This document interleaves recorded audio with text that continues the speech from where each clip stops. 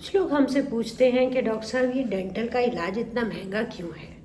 Medical के doctor तो ऐसे चार्ज नहीं करते जैसे डेंटल के डॉक्टर करते हैं। तो ये वीडियो उसके बारे में है। देखिए ऐसे है कि शुरू में तो मैं सिर्फ आपको एक क्विक रन थ्रू दूंगी कि हमारा डेंटल का खर्चा जो मंथली बेसिस पे वर्क करता है वो क्या है।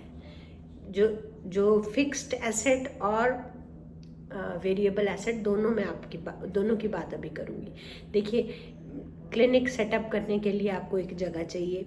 वो जगह आप रेजिडेंशियल में लें या कमर्शियल में लें, उसका कुछ किराया रहेगा। चाहे अपने घर में क्यों क्लिनिक नहीं खोला हो, उसका भी तो एक किराया होगा। अगर आप नहीं क्लिनिक चलाते तो कोई किराए का जगह ही तो वो रहता।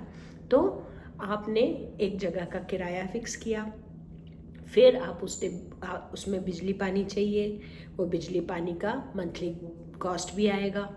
फिर उसमें आपने इक्विपमेंट डाला। अब डेंटल का इक्विपमेंट चीप तो नहीं है, एक स्टेथ या बीपी अपरेटस की तरह तो नहीं है। उसमें आपका डेंटल चेयर ही अपने आप में एक मेजर एक्सपेंस है। उसके साथ लगी हुई मशीनें वो कितनी लोडेड है, उसके साथ आपका कंप्रेसर और ये सक्शन मशीन, ये दोनों आते हैं।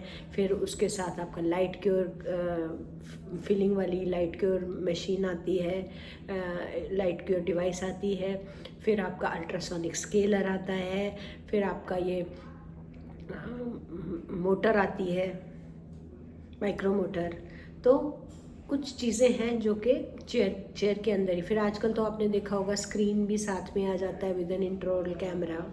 तो कुछ चीज़ें जो हैं वो ऑलरेडी बिल्ट इन होती हैं चेयर में, या आप ऐड कराते हैं। तो वो चेयर जो है उसका एक कॉस्ट रहता है, और depending on how loaded it is तो उसकी कॉस्ट भी कम या थोड़ी ज़्यादा हो सकती है।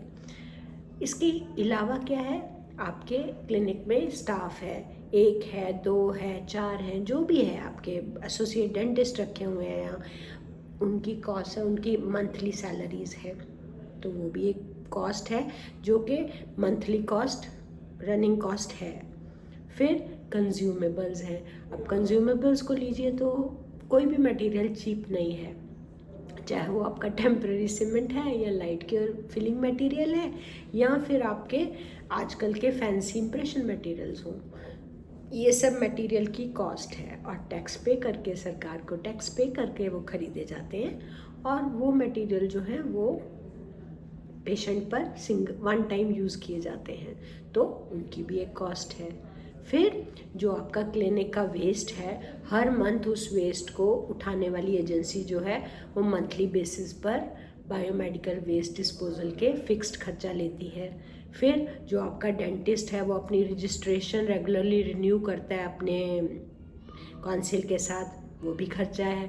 फिर आपके जो बिजली पानी है क्लिनिक का वो हमने बता दिया। ऑटोक्लेविंग है, आपके लिए सिंगल यूज़ इंस्ट्रूमेंट आपके यूज़ किए जाते हैं, फिर उसके बाद में वो दोबारा यूज़ नहीं होते जब तक ऑटोक्लेव नहीं होते, तो वो रनिंग कॉस्ट हैं। फिर आपका जो जनरल जो डेंटिस्ट जो आपका काम कर रहा है वो भी अपनी अपडेशन के लिए, अपना अपस्किलिंग के लिए वर्कशॉप्स अटेंड करता है, कॉन्फ्रेंसेस में जाता है, नई टेक्नोलॉजी क्लिनिक में लाता है। पर्पस होता है उसका कि वो आप खुद अपस्किल करके वो किसको बेनिफिट पास ऑन करेगा, वो पेशेंट को ही करेगा। So there are so many costs involve. और अगर आप ऑपरेशनल कॉस्ट लगाओ तो आपका जो मंथली जो आपका आवरली कंसल्टेशन है वो बहुत नॉमिनल है compare to what can be charged for that running cost. लेकिन अगर आपका डेंटिस्ट आपको एक्स अमाउंट चार्ज कर रहा है तो आपको ये पता होना चाहिए कि उसकी रनिंग कॉस्ट ये आ रही है, तो आपसे वो इसको चार्ज कर रहा है।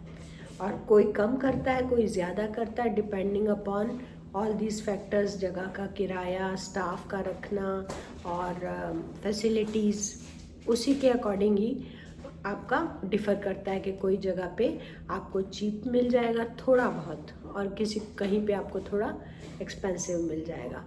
लेकिन ऐसा कुछ भी नहीं है कि ये अमाउंट सीधा उसके पॉकेट में जाता है। ये रनिंग कॉस्ट निकलती हैं हर महीने की, आपकी जगह की रेंट, आपके कंज्यूमेबल्स का खर्चा, आपके नॉन कंज्यूमेबल्स की डेप्रिसिएशन, आपकी लेबोरेटरी के खर्चे, आपके बायोमेडिकल वेस्ट डिस्पोजल के खर्चे, आपके स्टाफ की सैलरीज, आपके बिजली पानी की और टेलीफोन की रनिंग कॉस्ट, ये सब खर्चे हर डेंटल क्लिनिक में recurring costs हैं. Hope you appreciate it. Thank you.